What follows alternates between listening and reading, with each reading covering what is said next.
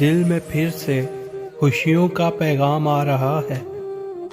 مبارک ہو مومنو، پھر سے رمضان آ رہا ہے۔ ہم رہیں نہ رہیں اگلے برس مگر تم پھر بھی آؤ گے رمضان۔ در حقیقت تم نہیں انسان ہے مہمان۔ اے ماہ رمضان آہستہ چل، ابھی کافی قرض چکانا ہے۔ اللہ کو کرنا ہے راضی اور گناہوں کو بخشوانا ہے۔ کچھ خواب ہیں جن کو لکھنا ہے اور تعبیروں کو پانا ہے۔ کچھ آنگنوں میں خوشیوں کے دیپ جلانے ہیں۔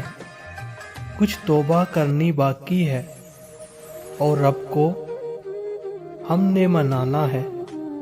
جنت کا کرنا ہے سودا، جہنم سے خود کو بچانا ہے۔ اے ماہ رمضان آہستہ چل۔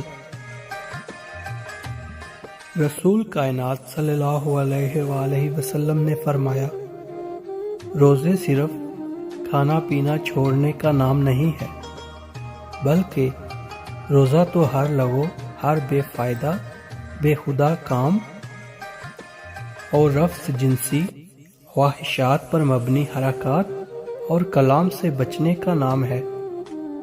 لہٰذا اگر کوئی تمہیں دوران روزہ گالی دے یا جہالت کی باتیں کرے تو اسے کہہ دو کہ میں روزے دار ہوں، میں روزے دار ہوں۔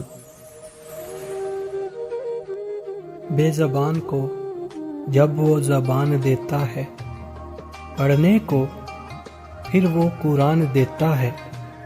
بخشنے پہ آئے جب امت کے گناہوں کو، تحفے میں گناہگاروں کو رمضان دیتا ہے۔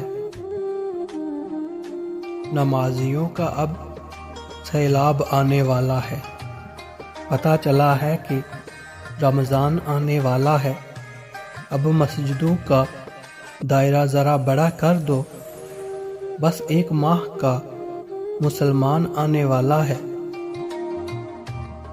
اے اللہ مجھے رمضان المبارک کے لیے سلامت رکھ اور رمضان المبارک کو میرے لیے رحمت بنا، آمین۔